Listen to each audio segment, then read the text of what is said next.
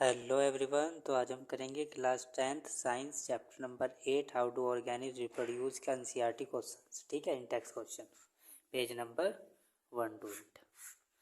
पहला, what is the importance of DNA copy in reproduction, कि जो डीएनए कॉपी है इसकी इम्पोर्टेंस क्या है।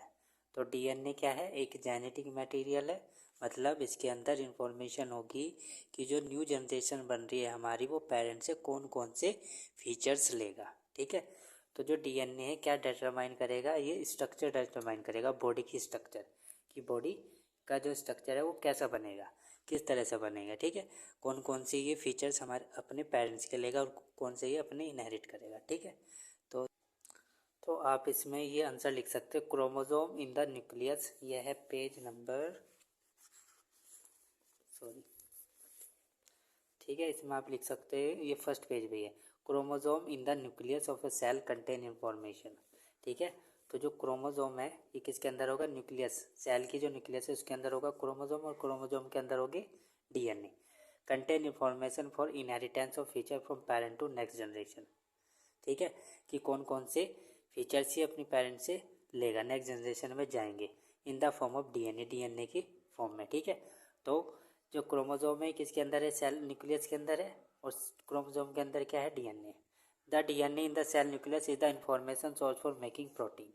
तो जो डीएनए है न्यूक्लियस के अंदर, ये क्या, इसके अंदर क्या इन्फॉर्मेशन है कि किस तरह की प्रोटीन से बनेगी, प्रोटीन से क्या बनेगी, मसल्स बनेगी। ठीक है, if the information is change different protein will be made. अगर इन्फॉर्मेशन ही चेंज हो जाएगी तो different protein will be made. Different protein will eventually lead to altered body design. तो ये मीनिंग है इसका। तो आप इसमें सिंपल ये लिख सकते हो, इसमें एक दो लाइनें और ऐड कर सकते हो। ठीक है, तो आप इसमें क्या कर दोगे, DNA molecule that determine the body design of an individual. तो जो डीएनए मॉलिक्यूल है क्या डिटरमाइन करेगा, बॉडी डिज़ाइन किसी भी इंडिविजुअल का। Therefore it can be conclude that DNA that get transferred from parent to the offspring make them look similar. तो इसकी वजह से क्या होगा, जो पेरेंट्स के जैसा ही जो उसका ऑफस्प्रिंग होगा तो सिमिलर दिखाई देगा। ठीक है, क्योंकि कुछ फीचर्स उसके पेरेंट्स से आएंगे। DNA determine body structure. ठीक है, तो आई होप आपको क्वेश्चन समझ में आ गया होगा। तो नेक्स्ट क्वेश्चन पे मूव करते हैं। यह है question number 2, why is variation beneficial to the species. तो जो वेरिएशन आए हैं स्पीसीज के अंदर, ये उसके लिए बेनिफिशियल क्यों है, but not necessary for the individual. ठीक है, ये हर किसी के लिए बेनिफिशियल नहीं है। तो ये हमने पढ़ा था। तो देखो पहली लाइन तो आप इसमें लिखे, तो variation is useful for the survival of species over time. ठीक है, तो वेरिएशन क्या है, वेरिएशन की वजह से जो स्पीसीज़ है, अगर उसके एनवायरनमेंट में कुछ चेंज आ रहा है और स्पीसीज़ के अंदर कुछ वेरिएशन है, तो वो उसको क्या कर पाएगा, उसमें वो सर्वाइव कर पाएगा। ठीक है, अगर किसी उसमें स्पीसीज़ में चेंज नहीं आए हैं, वेरिएशन की वजह से अगर चेंज नहीं आए हैं तो वो उसमें नहीं सर्वाइव कर पाएगा। तो आप इसमें क्या लिख सकते हो, variation are beneficial to the species that an individual because sometime for a species the environmental condition change so drastically.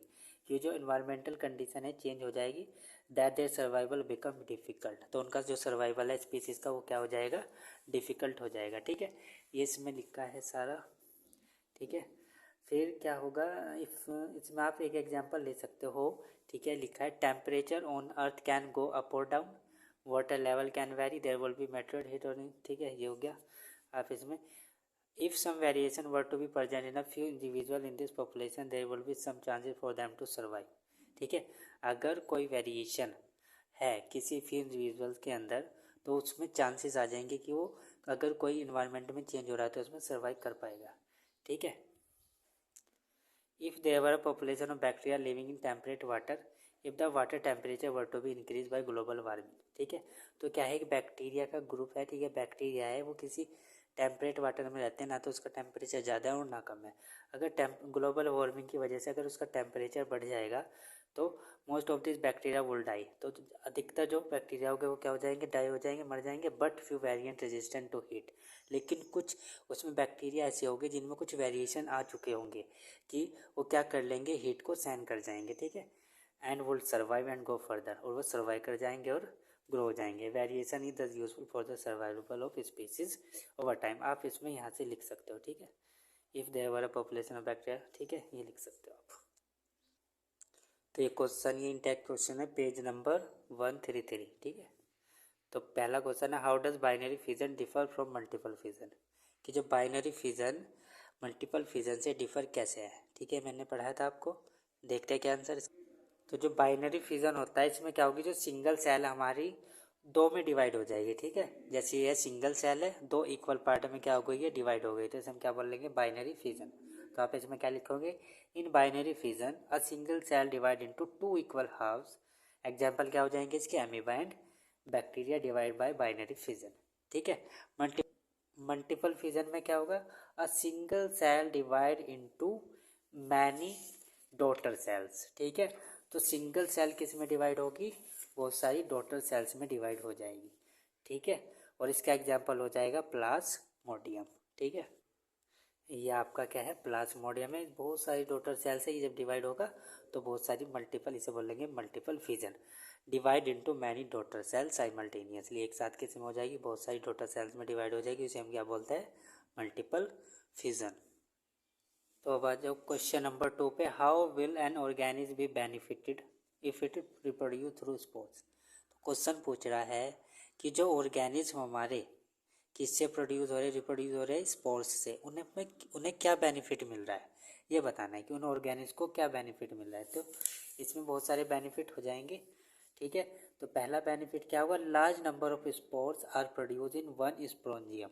ठीक है, तो ये क्या हमारा स्पोरेंजियम है, और एक ही अगर ये ब्रस्ट होगा, फूटेगा, तो क्या होगा, बहुत सारे बन जाएंगे।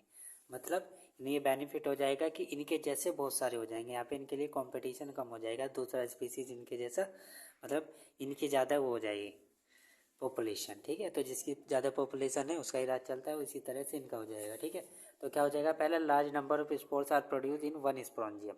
ठीक है, तो पहला तो इनको यही बेनिफिट है कि एक स्पोरेंजियम से ये बहुत सारे स्पोर्स बन जाएंगे। Spores are distributed easily by air to far off places to avoid competition at one place. तो जो स्पोर्ट्स है हमारे, तो जो ये स्पोर्ट्स है क्या होगी, हवा चलेगी, ठीक है, पानी जाएगा तो दूर तक फैल जाएगी, तो इनकी पॉपुलेशन क्या होगी, दूर तक जाएगी। ठीक है, तो far off places to avoid competition at one place, मतलब ये दूर तक फैलेंगे तो इनका कंपटीशन थोड़ा सा कम हो जाएगा, इनके आपस में जो कंपटीशन, मतलब एक जगह पे ये इकट्ठे नहीं होने के, दूर दूर फैल जाएंगे। ठीक है, sports are covered by thick wall to prevent dehydration under unfavourable condition. और जो स्पोर्ट्स है ये किससे कवर है, थिक वॉल से कवर है, और ये डिहाइड्रेशन से बचाता है इनको जब तक ये अनफेवरेबल कंडीशन में आएंगे। ठीक है, तो ये इनको बेनिफिट थे। तो अब हम नेक्स्ट क्वेश्चन पर मूव करेंगे। तो क्वेश्चन नंबर 3 आ गया हमारा, can you think of reason why more complex organism can not give rise to new individual through regeneration. क्या आप क्या सोचते हो कि ये कौन सा रीज़न हो सकता है कि जो कॉम्प्लेक्स ऑर्गेनिज्म है ये रीजनरेशन से अपने जैसा दूसरा नहीं बना सकते। ठीक है, तो ये सिंपल ऑर्गेनिज्म के अंदर होगा। ठीक है, जैसे कि हाइड्रा हो गया, प्लेनेरिया हो गया, तो ये तो अपने जैसा नया इंडिविजुअल, ठीक है, क्रिएट कर सकते हैं। ठीक है, the process of regeneration involve the formation of new organism from its body part. ठीक है, तो ये अपने बॉडी पार्ट्स में से क्या बना देते हैं, दूसरा रीजनरेट कर देते हैं। ठीक है, रीजनरेट मतलब रीजनरेशन कर देते हैं, बना देते हैं नया अपने जैसा, बिल्कुल आइडेंटिकल, जैसा मैंने आपको हाइड्रा दिखाया था। ठीक है, ठीक है, जैसे ये दिखा रखा है इसमें। ठीक है, तो अपने बॉडी पार्ट में से क्या बना रहे हैं, रीजनरेट कर रहे हैं। ठीक है, तो इनकी क्या है, सिंपल बॉडी डिज़ाइन है। Simple organic can utilise the method of production है there entire body is made of similar kind of cell in which any part of body can be form by growth and development. ठीक है, तो बस ये लिखा है इसमें simple की जो सिंपल ऑर्गेनिज्म है हमारे, तो ये सिंपली क्या कर लेंगे, अपने जैसा बना लेंगे। लेकिन जो कॉम्प्लेक्स ऑर्गेनिज्म है इनके अंदर क्या है, ऑर्गन सिस्टम्स है, मतलब अलग अलग पार्ट है, हर एक काम करने के लिए अलग पार्ट है। ठीक है, तो ये अपने अंदर क्या होगा, all the organ system of their body work together as an interconnected unit. हर एक जो उनके ऑर्गन सिस्टम है ये काम करेगा मिलके। ठीक है, सारे they can regenerate their lost body parts such as skin, muscles, blood.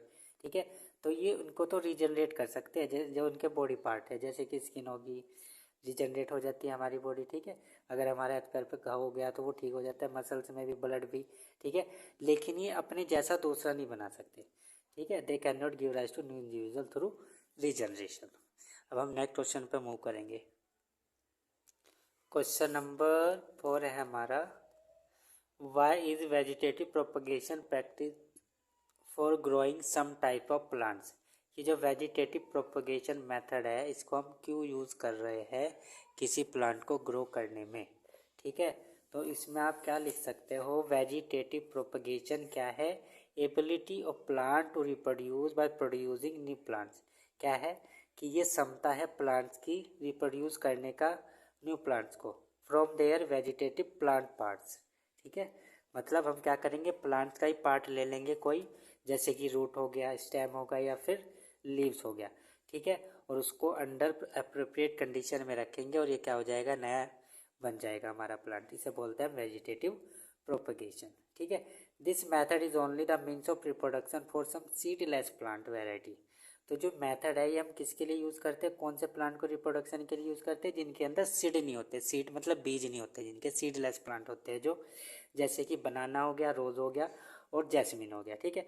How this method of production is also use for agriculture purpose in commercial production of some plants such as sugar cane, grapes, rose etcetera, ठीक है।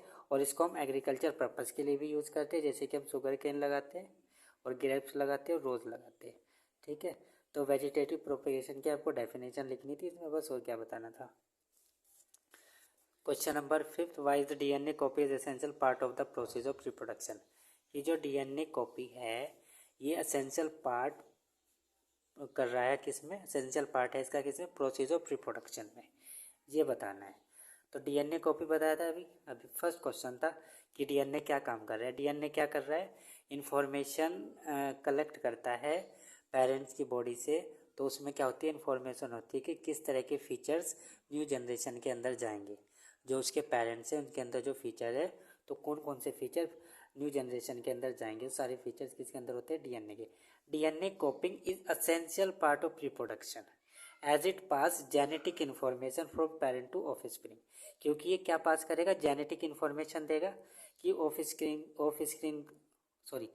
Spring के अंदर कौन कौन से character जाएंगे। It determine the body design of an individual. तो ये क्या डिटरमाइन करता है, बॉडी डिजाइन करता है कि बॉडी कैसी बनेगी। The reproducing cell produce copy of the DNA copy through some chemical reaction and result. तो आप इसमें पहले वाला ही आंसर लिख सकते हो जो मैंने पिछले वाले क्वेश्चन में बताया था। Copying of DNA always take place along with creation of additional cellular structure. This process is then followed by division of cell to form two cells, ठीक है। तो यही है, आप इसमें जो पहले वाला आंसर है वही लिख देना पहले वाले क्वेश्चन का। तो ये क्या क्या करता है, ये बॉडी डिज़ाइन करता है, डिटरमाइन बॉडी डिज़ाइन, और कैरेक्टर्स लेगा, फीचर्स लेगा पेरेंट्स के और किस में भेजेगा, उसके अंदर भेज देगा किसके, ऑफ स्प्रिंग के अंदर, और प्रोटीन्स सब इसके अंदर ही होते हैं, ठीक है। पहले वाले क्वेश्चन में मैंने एक्सप्लेन करा था। तो ये पेज नंबर 140 पे है ये वाले क्वेश्चन, ठीक है। तो इनको देखते हैं। पहला क्वेश्चन क्या है, how is the process of pollination different from fertilization. तो दोनों की डेफिनेशन लिखी। तो पॉलिनेशन क्या होता है, फर्टिलाइजेशन क्या होता है, ये समझा दो। तो पॉलिनेशन क्या है, ये एक प्रोसेस है जिसमें पोलन ग्रेन हमारा ट्रांसफ़र होगा एंथर टू स्टिग्मा, ठीक है। तो pollination is the process of transfer of pollen from anther to stigma. It occur with the help of certain pollinated, ठीक है, या पॉलिनेटिंग एजेंट्स। तो पॉलिनेटिंग एजेंट्स क्या क्या बताया था आपको, एयर, हवा, वाटर, पानी, बर्ड, पक्षी, सम इंसेक्ट, ठीक है। तो ये क्या करते हैं, पोलन को फ्लावर से लेके कहाँ पे ले जाएंगे, स्टिग्मा पे ले जाएंगे, ठीक है। तो ये एयर से भी हो सकता है, वाटर से भी हो सकता है, पॉलिनेटिंग एजेंट। और फर्टिलाइजेशन क्या है, fertilization is the process in which fusion of male and female gametes. जिसमें क्या फ्यूजन होगा, मेल और फीमेल का गैमेट क्या होगा, एक साथ फ्यूज हो गया, जैसे कि स्पर्म और एग सेल्स एक साथ फ्यूज हो गए, उसे हम क्या बोलते हैं, fertilization. It occur inside the ovules and lead to the formation of zygote. और ये कहाँ पे होगा, ओव्यूल्स के अंदर होगा और क्या बनाएगा, जाइगोट बनाएगा। तो पहला क्वेश्चन तो हो गया है। Second question, what is the role of the seminal vesicles and prostate gland. Prostate gland, तो रोल बताना है सेमिनल वेसिकल्स का और प्रोस्टेट ग्लैंड्स का। तो इनका रोल क्या है, जो सेमिनल वेसिकल्स है और प्रोस्टेट ग्लैंड है ये क्या करते हैं, ये फ्लूइड मतलब फ्लूइड बनाते हैं, स्पर्म को क्या देते हैं, फ्लूइड फॉर्म में कर देते हैं। मतलब उसे क्या करेंगे, lubricate the sperm and provide fluid medium. तो जो सेमिनल वेसिकल है और प्रोस्टेट ग्लैंड है ये क्या प्रोवाइड करते हैं, फ्लूइड मीडियम, किसको, स्पर्म को। जो स्पर्म है, जैसे कि हमारा जो स्पर्म है वो क्या हो जाए, ईजिली क्या हो जाए, ट्रांसफर्ड हो जाए, ठीक है, easy transferred of sperm. This secretion also provide nutrition in the form of fructose, calcium and some enzyme. और ये कुछ न्यूट्रिएंट भी प्रोवाइड कराते हैं स्पर्म को, जैसे कि कैल्शियम और सम एंजाइम्स। ठीक है। What are the changes seen in girls at the time of puberty. ये क्वेश्चन नंबर 3 है कि कौन कौन से चेंजेस आपको दिखाई देते हैं गर्ल्स के अंदर प्यूबर्टी के टाइम पे, ये बताना है। ठीक है। तो क्या क्या होता है इसमें, पहला है इंक्रीज इन ब्रेस्ट साइज। ठीक है। Appearance of A here in genetical area. Second कि हेयर होंगे, अपीयरेंस ऑफ हेयर होगा किस पे, जेनेटिकल एरिया पे। Appearance of here in other areas, skin like under arms. ठीक है। Legs, hands. ठीक है। Increase in the size of uterus and ovary and beginning of menstrual cycle. ठीक है। और इसी प्यूबर्टी के टाइम पे क्या होती है इनके अंदर, मेंस्ट्रुअल साइकिल भी स्टार्ट होते हैं। ठीक है। तो आप ये क्या लिख सकते हो, इनके चेंजेस बता सकते हो उसमें। तो 2-4 चेंजेस बता दो। How does the embryo get nourishment inside the mother body. ये मैंने जब आपको प्रीवियस वीडियो पढ़ाई थी तो उसमें बताया था नरिशमेंट। ठीक है। तो अब नरिशमेंट जो एम्ब्रियो है ये नरिशमेंट कैसे लेता है मदर बॉडी के अंदर, तो एक टिश्यू का नाम बताया था। ठीक है। कमेंट करके बताओ जिसको भी पता है। ठीक है। कौन सा होता है, वैसे तो मैं बता ही रहा हूँ। ठीक है। जिसको पता है वो बता दो। तो ये होता है प्लेसेंटा। ठीक है। एक टिश्यू होता है प्लेसेंटा, जिसकी हेल्प से जो एम्ब्रियो है ये क्या करता है, नरिशमेंट लेगा। किसके ब्लड से, मदर के ब्लड से। और ठीक है। और अपने जो वेस्ट सब्सटेंसेस है उनको भी क्या इसी हेल्प से क्या करता है, वो बाहर निकालता है एम्ब्रियो हमारा। ठीक है। तो embryo develop inside the mother body for about 9 month. ठीक है। तो जो एम्ब्रियो है 9 मंथ के लिए बॉडी में क्या होता है, डेवलप होगा। Inside the uterus the outer tissue surrounding the embryo develop finger like projection called villi. There is a special tissue called placenta which is embedded in the uterine wall. ठीक है। तो वहाँ पे एक प्लेसेंटा टिश्यू होगा जो किसके अंदर एम्बेडेड होगा, यूट्रीन वॉल के। The embryo receive the oxygen and nutrient from mother's blood via the placenta. तो जो एम्ब्रियो है क्या रिसीव करेगा, ऑक्सीजन और जो न्यूट्रिएंट है मदर के ब्लड से, मदर के खून से। ठीक है। उसको लेगा किसकी हेल्प से, प्लेसेंटा टिश्यू की हेल्प से। The waste material produce by embryo also remove through this placenta. ठीक है। तो जो वेस्ट मटेरियल एम्ब्रियो के अंदर बन रहे हैं वो भी किसकी हेल्प से रिमूव करेगा, वो भी प्लेसेंटा की हेल्प से क्या करेगा, रिमूव करेगा। ठीक है। अब आ जाओ question number 5। If a woman is using a copper, अगर वुमन कॉपर को यूज़ कर रही, will it help in protecting her from sexual transmitted disease. क्या जो ये सेक्सुअली ट्रांसमिटेड डिसीज से प्रोटेक्ट कर सकता है, तो ये बताना है। तो क्या होगा, नो। ठीक है। Using copper will not provide protection for sexually transmitted disease. ठीक है। तो जो कॉपर टी है सिर्फ प्रेगनेंसी से बचाएगा। ठीक है। It does not prevent the entry of semen, it only prevent the implantation of embryo in the uterus. ठीक है। तो ये क्या करता है, कॉपर टी सिर्फ ये प्रिवेंट नहीं करता सीमन को अंदर जाने से, बस ये प्रिवेंट करता है जिससे कि एम्ब्रियो इम्प्लांट ना हो, एग सेल्स हमारा स्पर्म से ना मिले। ये इसका काम ये होता है बस कॉपर टी का। ठीक है। तो मतलब ये सेक्सुअली ट्रांसमिटेड डिजीज से हमें बचाता नहीं। ठीक है। प्रोटेक्ट नहीं करता। इफ़ अ वुमन इज ये तो हो गया। सो आई होप आपको यहाँ तक के क्वेश्चन सारे समझ में आ गए होंगे। और नेक्स्ट वीडियो में हम करेंगे exercise question. So thank you for watching this video.